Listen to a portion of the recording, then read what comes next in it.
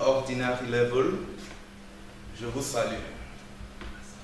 Je suis Kaigama François, enseignant d'English et de French au lycée bilingue de Ngaoundéré. Je vais vous présenter une leçon de French qui porte sur translation, en français traduction. Nous allons ensemble voir les techniques de la traduction. Et je souhaite que nos candidats de Form 5 restent scotchés devant la télé, bien concentrés. Ok, c'est parti. Ok. Le titre de notre leçon, c'est les techniques de la traduction. Pour ce faire, nous allons d'abord définir ce que c'est la traduction.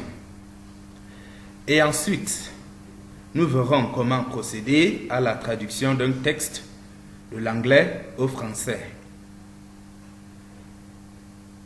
Nous allons voir comment étudier le contexte des mots employés, choisir des synonymes, étudier des temps verbaux, identifier des faux amis, étudier des mots et des expressions idiomatiques telles qu'utilisées dans chacune des deux langues au premier temps, et au deuxième temps, nous allons voir ce qu'il faut faire après la traduction d'un texte de l'anglais au français.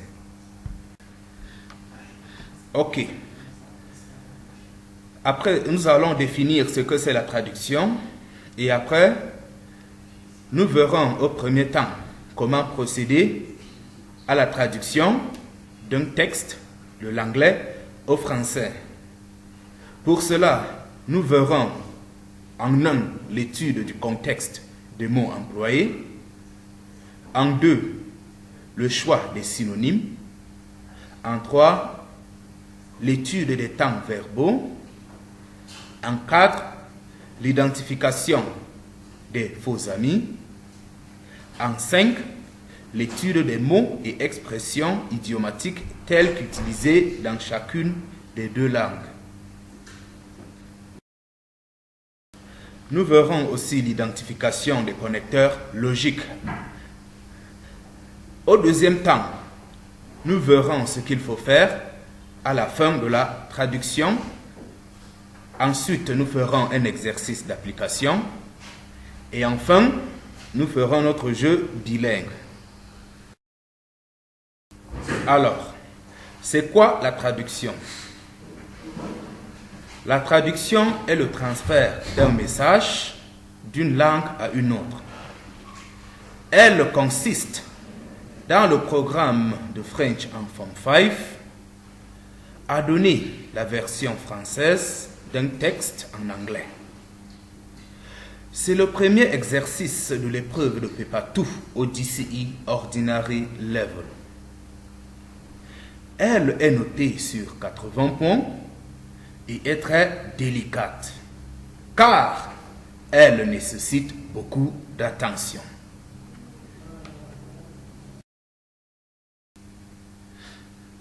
Comment procéder à la traduction d'un texte de l'anglais au français? Ça, c'est la première partie, grand A. Pour traduire un texte de l'anglais au français, il faut étudier les éléments suivants. Le contexte du texte à traduire, les temps verbaux qui sont employés et les aspects de la langue. Pour traduire un texte de l'anglais au français, alors, après avoir défini ce que c'est la traduction, nous allons maintenant en grand A voir comment procéder à la traduction d'un texte de l'anglais au français. Pour ce faire, nous allons utiliser un texte extrait du livre Mastering English de Odiaka M.O. Pour mieux expliquer tout cela, nous avons extrait un texte du livre Mastering English de Odiaka M.O. Et c'est à base de ce texte que nous expliquerons en détail tout ce qui est cité ci-dessus. Alors, lisons d'abord le texte. Unity is strength. A decade ago, Udo and his 4 sons lived in a small village called Ikenzi. All of them were good farmers. They had a flock of sheep and a herd of cattle. Their house, though made up of mud and thatch, was one of the best in the village. The family was rich and had plenty of food to eat. Udo, then 72 years old, was unhappy because his sons were always quarreling and among themselves. One evening, he called them together and gave each a bundle of brooms to break. They tried in turn but were unable to do so. He then untied the bundle and asked them to break each rib one by one. This they did easily. United we stand, divided we fall, said Udo. You all see the importance of unity. If you live in love and peace together, you will overcome any group of enemies or difficulties. But if you continue to quarrel and act singly, you may be easily defeated. The sons then promised to do as he advised. They agreed to settle all future disputes peacefully. We have learned the lesson at last, they said. That unity is strength. En un, nous voyons l'étude du contexte des mots employés. Les sens des mots sont plus déterminés selon le contexte du texte ou de la phrase dans laquelle ils sont employés. Étudions le tableau ci-dessous par exemple. Nous avons dans la première ligne le mot lived qui est utilisé pour se référer au mot en français vivait. Nous pouvons l'extraire par exemple en lisant Udo and his 4 sons lived in a small village. En français nous dirons Udo et ses 4 fils vivaient dans un petit village. Or, lived pourrait aussi signifier habiter, comme nous le voyons dans cet exemple. My friends lived in this clean house. Mes amis habitaient dans cette maison propre. Nous avons aussi comme exemple le mot to settle dans le dernier paragraphe où il est écrit They agreed to settle all future disputes peacefully. Ce mot se traduit dans ce contexte en français par résoudre.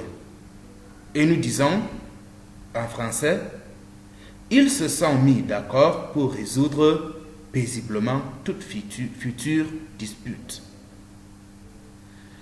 Et le mot to settle pourrait aussi signifier s'installer, comme nous le voyons dans cet exemple.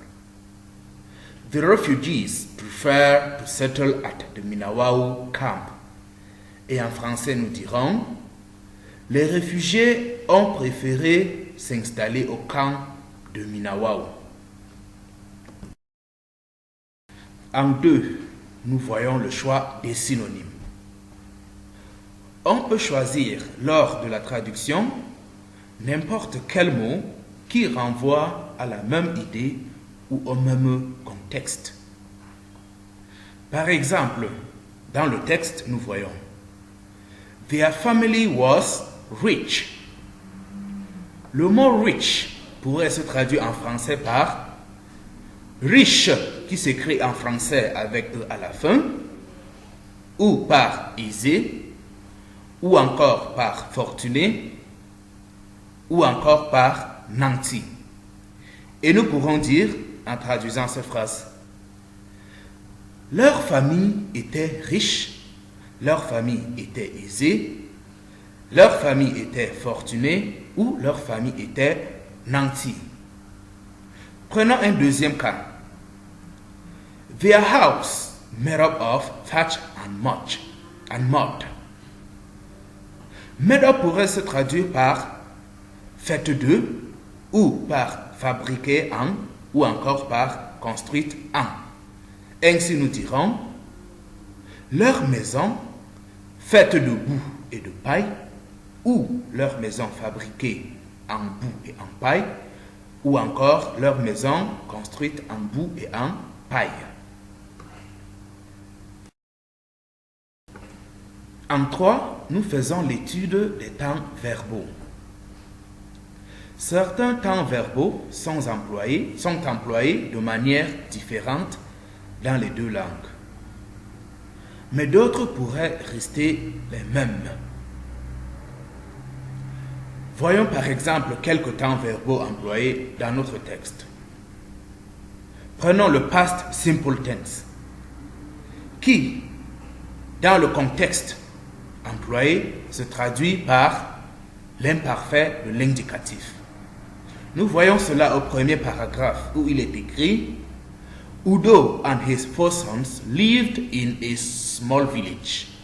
En français, nous disons Udo et ses 4 fils vivaient dans un petit village. Un autre exemple, all of them were good farmers. En français, nous disons ils étaient tous de bons agriculteurs. Le past simple pourrait également se traduire par le passé composé. Et nous voyons cela dans le deuxième paragraphe de notre texte. On lit He called them together and gave each a bundle of brooms to break. En français, nous disons il les a appelés et a donné à chacun un balai à casser. Un autre temps, nous avons le futur simple, qui est en anglais past simple. Nous voyons dans notre troisième paragraphe qu'il est écrit If you live in love and peace together, you will overcome any group of enemies. En français, nous dirons si vous vivez ensemble dans l'amour et dans la paix, vous vaincrez n'importe quel groupe d'ennemis. Nous avons aussi the present simple, qui est en français le présent de l'indicatif. Allons encore dans notre troisième paragraphe pour voir un exemple. You all now see the importance of unity. En français, Vous voyez tous maintenant l'importance de l'unité.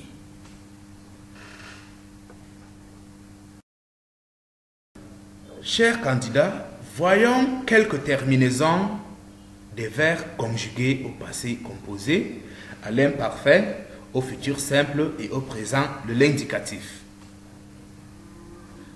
Premièrement, nous voyons le passé composé, qui est constitué de l'auxiliaire avoir ou être, plus le participe passé du verbe à conjuguer. Voyons ensemble comment se conjugue ce verbe.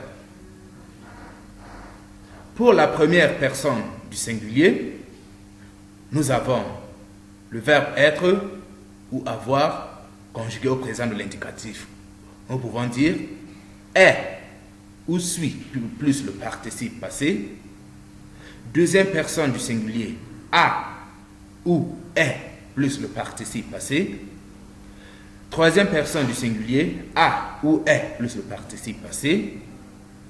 Première personne du pluriel, avons ou sommes plus le participe passé.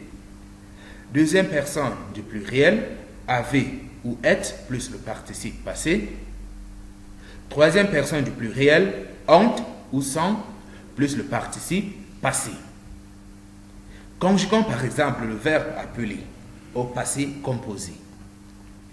J'ai appelé, tu as appelé, il ou elle a appelé, nous avons appelé, vous avez appelé, il ou elle ont appelé. Prenons aussi le verbe surprendre, où nous employons le verbe, l'auxiliaire être. Je suis surpris ou surprise pour le féminin. Tu es surpris ou surprise pour le féminin. Il est surpris. Elle est surprise. Nous sommes surpris ou surprise pour le féminin. Vous êtes surpris ou surprise pour le féminin. Ils sont surpris et elles sont surprises.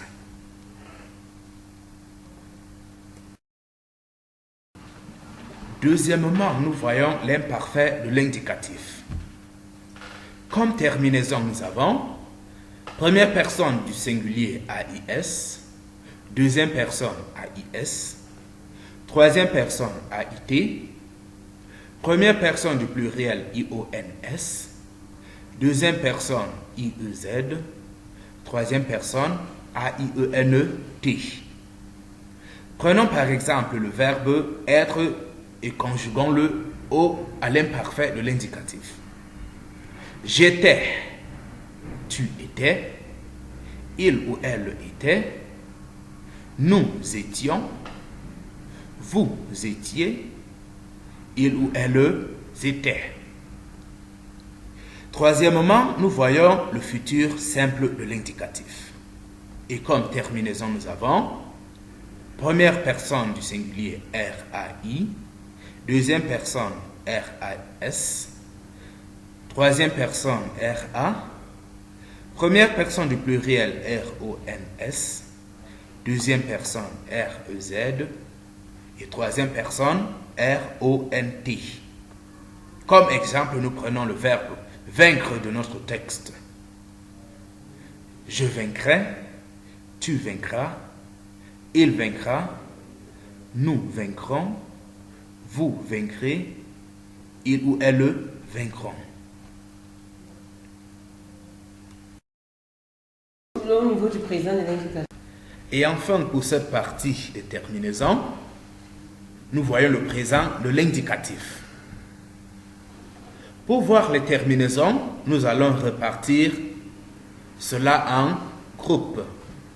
Pour le premier groupe, nous avons première personne, terminaison E, première personne du singulier, terminaison E, deuxième personne, ES, troisième personne, E, première personne du pluriel, ONS, deuxième personne du pluriel, EZ, troisième personne du pluriel, ENT.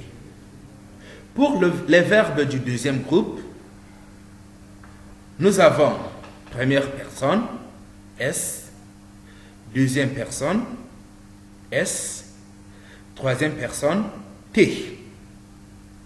Et pour la première personne du pluriel, nous avons I, double S, O, N, S. Pour la deuxième personne, I, double S, E, Z. Et pour la troisième personne, I, double S, E, N, T. Pour les verbes du troisième groupe, nous avons deux cas pour les trois premières personnes du singulier. Nous avons première personne, soit S ou X. Deuxième personne, soit S, soit X. Et la troisième personne, nous avons T. Et pour le reste, nous avons troisième personne, première personne du pluriel ou NS. Deuxième personne, EZ. Et troisième personne, ENT. Il faut noter que les terminaisons des verbes du troisième groupe dépendent des verbes à conjuguer. Prenons par exemple le verbe voir. Je vois, terminaison S. Tu vois, S. Il ou elle voit, T. Nous voyons, ONS. Vous voyez, EZ. Il ou elle voit, ENT. Et le verbe pouvoir, nous avons je peux, terminaison X. Tu peux, X. Il ou elle peut, T. Nous pouvons, ONS. Vous pouvez, EZ. Il ou elle peuvent, ENT. Notez bien, chers candidats du DCE Ordinary Level, pour pouvoir bien conjuguer les verbes dans le texte, il serait important de les souligner au préalable. En 4, nous passons à l'identification des faux amis. Les faux amis, en anglais false cognates ou false friends, sont des mots qui ressemblent à ceux d'une autre langue, mais de sens différents. Et pour pouvoir éviter de tomber dans leur piège, il serait opportun que les candidats les connaissent et les définissent clairement. Dans notre texte, par exemple, nous avons extrait un cas de faux amis, qui est le mot decade dans le premier paragraphe. Decade signifie en français décennie et non décade, qui se réfère à une période de 10 jours. Lisons cette phrase, par exemple. A decade ago, Udo and his 4 sons lived in Ikense. En français, nous dirons donc, il y a de cela une décennie, Udo et ses 4 fils vivaient à Ikense. En 5e position, nous voyons l'étude des mots et des expressions idiomatiques telles qu'utilisées dans chacune des 2 langues. Étudier les mots et les expressions permet d'éviter de faire du mot à mot, étant donné que chaque langue a ses mots et expressions spécifiques renvoyant aux mêmes idées que l'autre langue. Exemple, les groupes de mots flock of sheep and herd of cattle se traduisent en français par troupeau de moutons et de bœufs. Herd et flock se traduisant par troupeau. Et one evening se traduit par un soir. Aussi, traduire l'expression idiomatique unity is strength, qui est le titre de notre texte, en disant l'union et la force ne serait pas correcte. Vaut mieux dire l'union fait la force.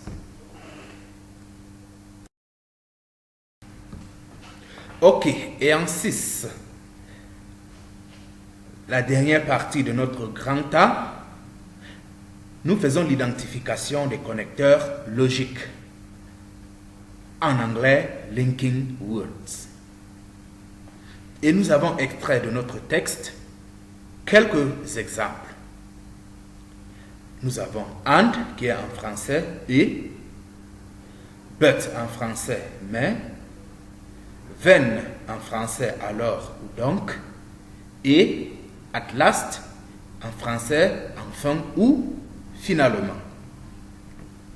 Comme exemple, nous avons he then untied the bundle and asked them to break each rib one by one.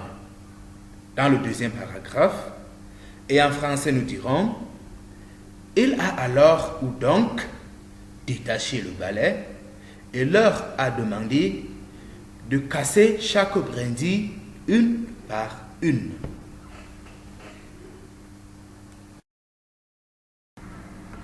Vu toutes ces explications, le texte pourrait ainsi être traduit comme suit. Unity is strength, qui est le titre. L'union fait la force. A decade ago, Udo and his 4 sons lived in a little village called Ikenze. En français, nous dirons, il y a de cela une décennie, Udo et ses 4 fils vivaient dans un petit village appelé Ikenze. All of them were good farmers. Ils étaient tous de bons agriculteurs ou cultivateurs. They had a flock of sheep and a herd of cattle. Ils avaient des troupeaux de moutons et de bœufs. Their house, though made up of mud and thatch, was one of the best in the village. Leur maison, bien qu'étant faite de boue et de paille, ou bien qu'étant fabriquée en boue et en paille, ou encore bien qu'étant construite en boue et en paille, était l'une des meilleures dans le village. The family was rich and had plenty of food to eat. Leur famille était riche. Nous soulignons que riche en français s'écrit avec E à la fin. Nous pouvons aussi dire leur famille était aisée, ou encore leur famille était fortunée, ou encore leur famille était nantie et avait beaucoup de nourriture.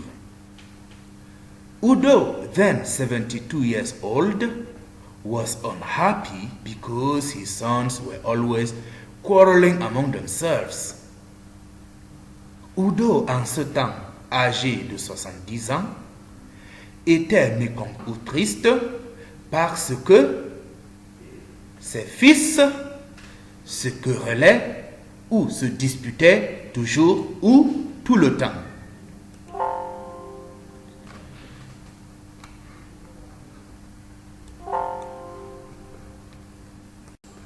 One evening, he called them together and gave each a bundle of brooms to break. Un soir, il les a appelés et a donné à chacun un balai à casser. They tried in turn, but were unable to do so. Ils ont tour à tour essayé de le faire, mais en étaient incapables, ou cela leur était impossible. He then untied the bundle and asked them to break each rib one by one.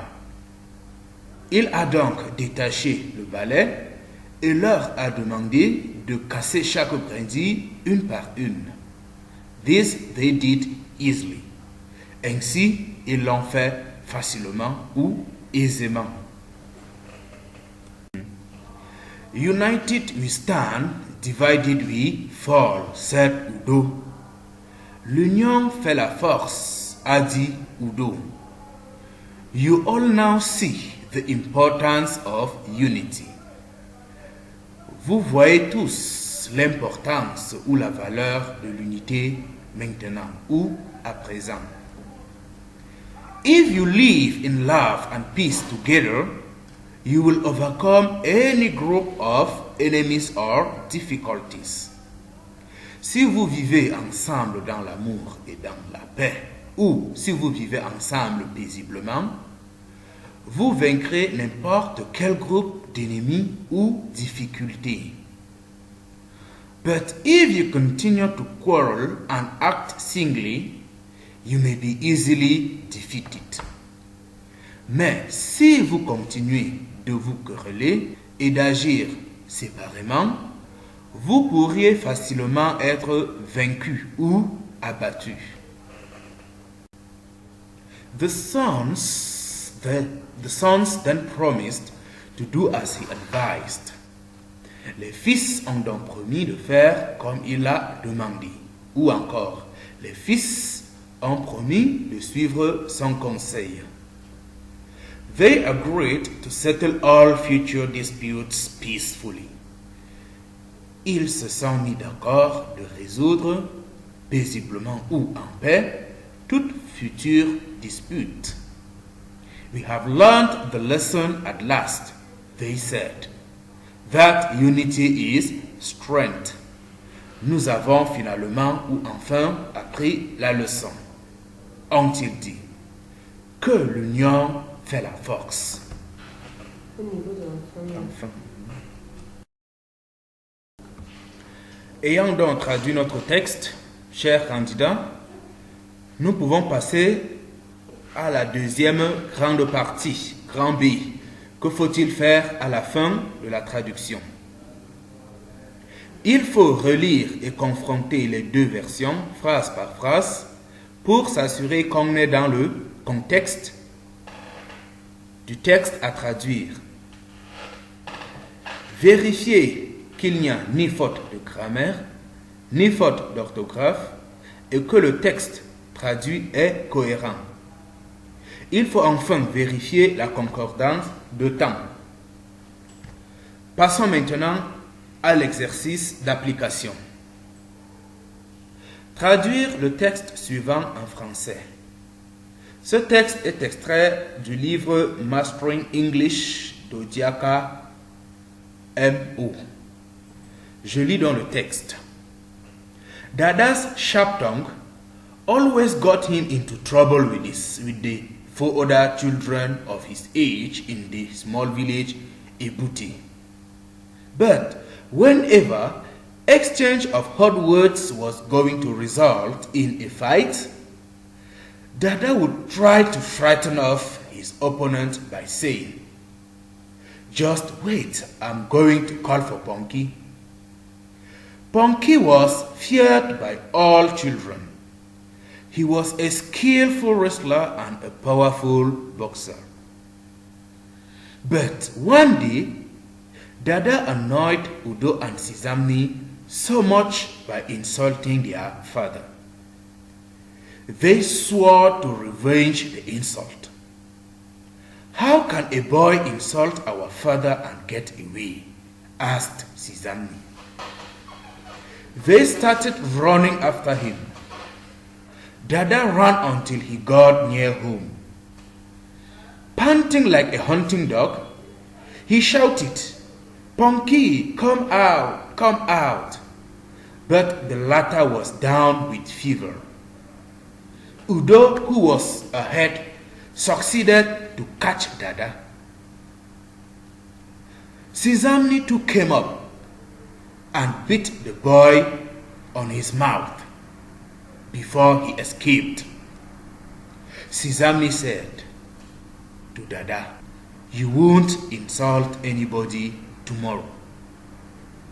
C'est bon pour notre texte. Chers candidats du DCE Ordinary Level, en prenant en compte des explications que nous avons données, essayons de traduire ensemble ce texte. À mon niveau, je vais me limiter au premier paragraphe et vous prendrez le deuxième paragraphe qui est la dernière partie comme exercice à faire à la maison. Traduisons donc notre texte, le premier paragraphe. Dada's sharp tongue always got him into trouble with the other children of his age in the small village Ebouté.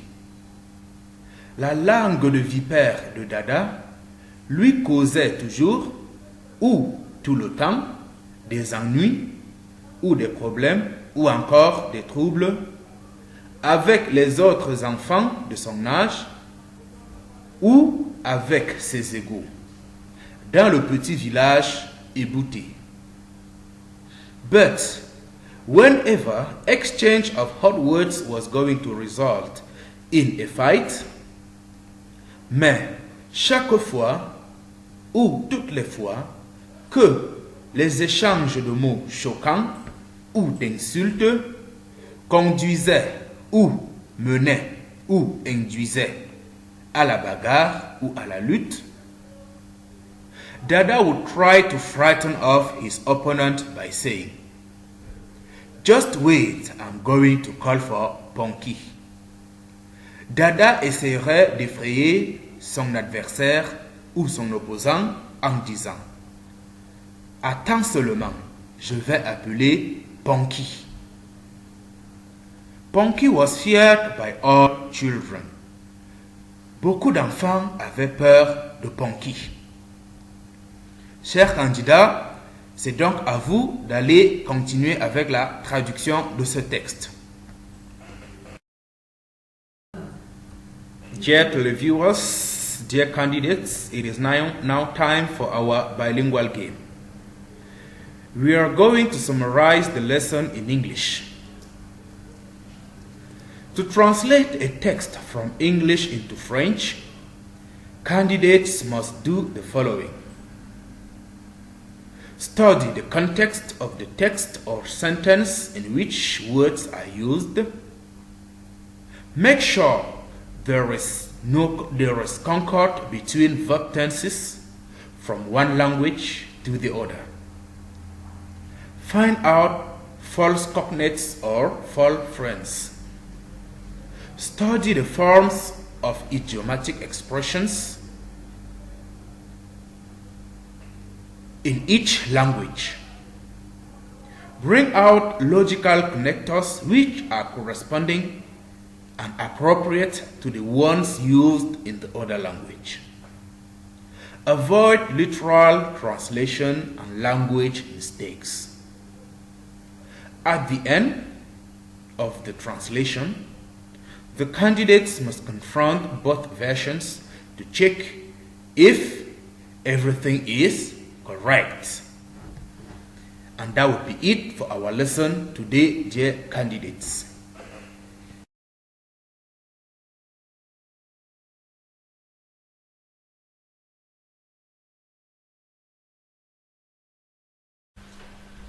Chers candidats au DCI Ordinary Level, ainsi se présente notre leçon. J'espère que je n'ai pas prêché au désert. Et je vous souhaite beaucoup de courage, car le succès se trouve au bout de l'effort. Beaucoup de courage.